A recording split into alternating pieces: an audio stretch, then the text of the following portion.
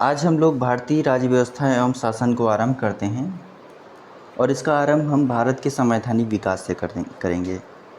तो आइए स्टार्ट करते हैं।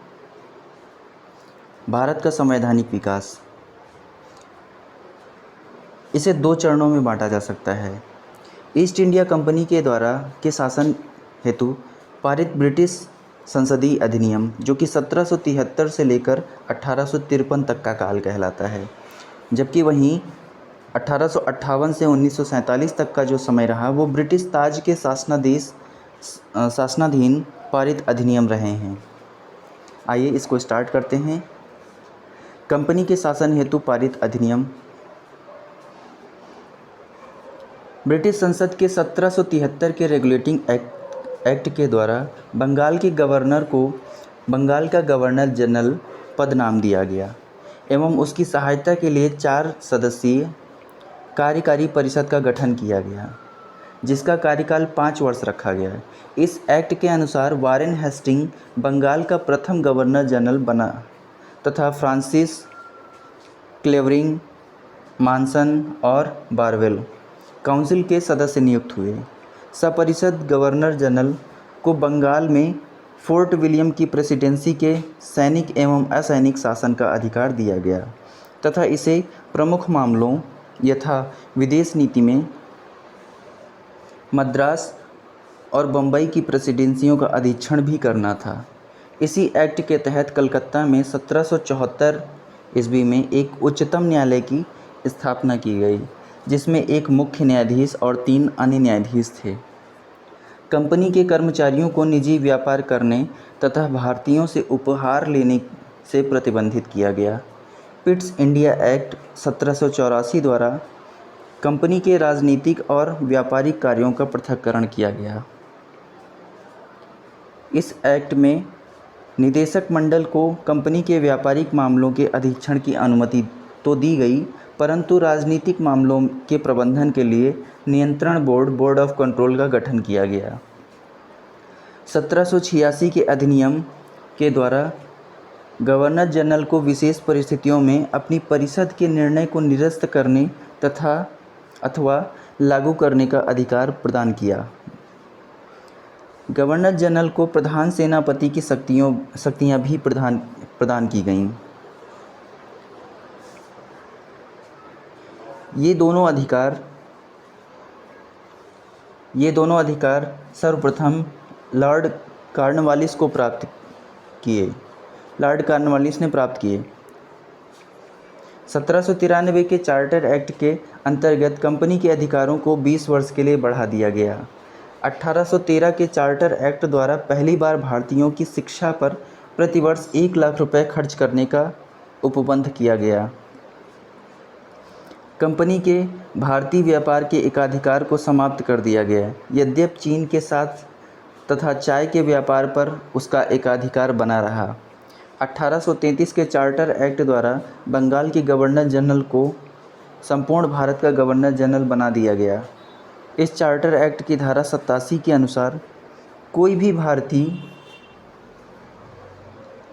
केवल धर्म, जन्मस्थान, वंश और वर्ण के आधार पर सरकारी सेवाओं के लिए अयोग्य नहीं समझा जा सकता। देश की शासन प्रणाली का केंद्रीकरण कर दिया गया। लॉर्ड विलियम बेंटिंक भारत का प्रथम गवर्नर जनरल था। कंपनी के समस्त व्यापारिक कार्य समाप्त कर दिए गए तथा भविष्य में उसे केवल राजनीतिक कार्य ही करने थे। गवर्नर जनरल की परिषद में एक कानूनी सदस्य, चौथा सदस्य को सम्मिलित किया गया।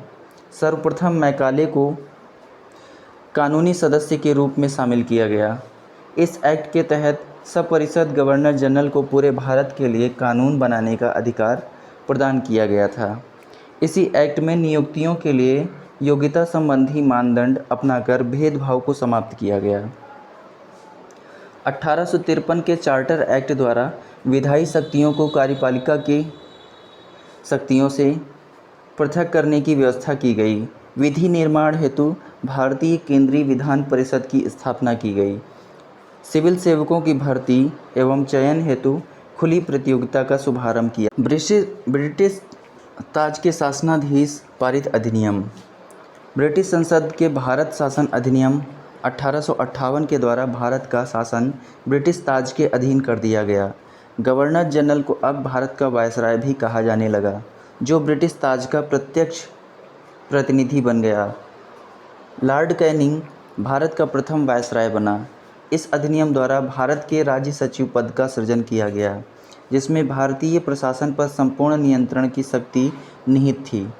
इसकी सदस्यता के लिए 15 सदस्यीय परिषद के गठन का प्रावधान किया गया। भारत परिषद अधिनियम 1861 के द्वारा कानून बनाने की प्रक्रिया में भारतीय प्रतिनिधियों को शामिल करने की शुरुआत हुई। इस अधिनियम द्वारा मद्रास एवं बम्बई की प्रेसिडेंसियों को पुनः विधायी शक्तियां देकर विकेंद्रीकरण की प्रक्रिया की शुरुआत की गई। इसने वायसराय को आपातकाल में अध्यादेश जारी करने के लिए अधिकृत किया, जो अधिकतम 6 माह की अवधि तक प्रभावित हो सकता था। भारत परिषद अधिनियम 1892 के माध्यम से केंद्रीय और प्रांतीय विधान परिषदों में अतिरिक्त गैर सरकारी सदस्यों की संख्या बढ़ा दी गई। केंद्रीय विधान परिषद के भारतीय सदस्यों को वार्षिक बजट पर बहस करने तथा सरकार से 6 दिन की पूर्व नोटिस पर प्रश्न पूछने का अधिकार भी दिया गया, परंतु पूरक प्रश्न पूछने तथा मतदान का अधिकार नहीं था। सीमित अर्थों में निर्वाचन पद्धति का आरंभ किया जाना इस अधिनियम की महत्वपूर्ण विशेषता थी। भारत परिषद अधिनियम 1919 को मार्ले मिंटो सुधार के नाम से भी जाना जाता है। इस अधिनियम के द्वारा भारतीयों को विधि निर्माण तथा प्रशासन में प्रतिनिधित्व प्रदान किया गया। इसके तहत वायसराय की कार्यकारी परिषद में भारतीयों को पहली बार शामिल प्रथम सत्येंद्र प्रसाद सिन्हा किया गया। इस अधिनियम ने केंद्रीय तथा प्रांतीय विधायिनी शक्ति को बढ़ा दिया। परिषद के सदस्यों को बजट एवं लोकहित के विषयों की विवेचना करने, प्रस्ताव लाने तथा प्रश्न पूछने के साथ पूरक प्रश्न पूछने का अधिकार दिया गया।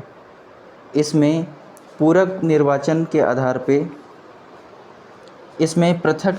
के आधार पर मुस्लिमों के लिए सांप्रदायिक प्रतिनिधित्व का प्रावधान किया गया था।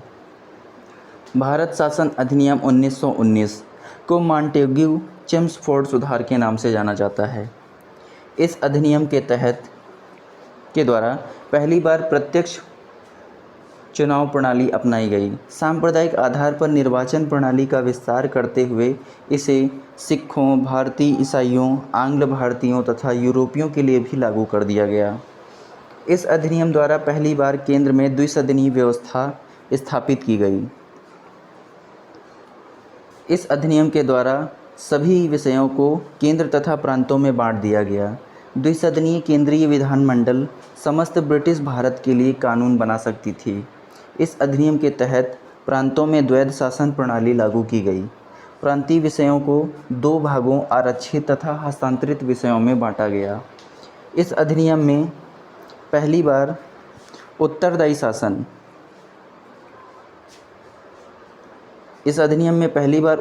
शासन शब्द का प्रयोग किया गया। इसके अंतर्गत एक आयोग का गठन किया जाना था, जिसका कार्य 10 वर्ष बाद इस अधिनियम की समीक्षा करने के बाद अपनी रिपोर्ट प्रस्तुत करना था। भारत शासन अधिनियम 1935 द्वारा सर्वप्रथम भारत में संघात्मक सरकार की स्थापना की गई। इस अधिनियम के द्वारा प्रांतों में द्वैध शासन समाप्त करके केंद्र में द्वैध शासन प्रणाली लागू की गई। भारत में मुद्रा एवं साख पर नियंत्रण के लिए भारतीय रिजर्व बैंक की स्थापना की गई। सांप्रदायिक निर्वाचन प्रणाली का विस्तार करते हुए दलित जातियों, महिलाओं एवं श्रमिकों को इसमें सम्मिलित किया गया। इसी अधिनियम के तहत वर्ष 1937 में संघीय न्यायालय की स्थापना की गई। इस अधिनियम द्वारा बर्मा को ब्रिटिश भारत से अलग कर दिया गया तथा 2 नए प्रांतों सिंध एवं उड़ीसा का निर्माण हुआ। इसके तहत कुछ प्रांतों में द्विसदनात्मक व्यवस्था की गई। भारतीय स्वतंत्रता अधिनियम 1947 ने 15 अगस्त 1947 को भारत को स्वतंत्र एवं संप्रभु राष्ट्र घोषित किया। इसने वायसराय का पद समाप्त कर दोनों डोमिनियन राज्यों में गवर्नर जनरल का पद सृजित किया। इसके अंतर्गत ब्रिटिश शाही उपाधि से भारत का सम्राट शब्द समाप्त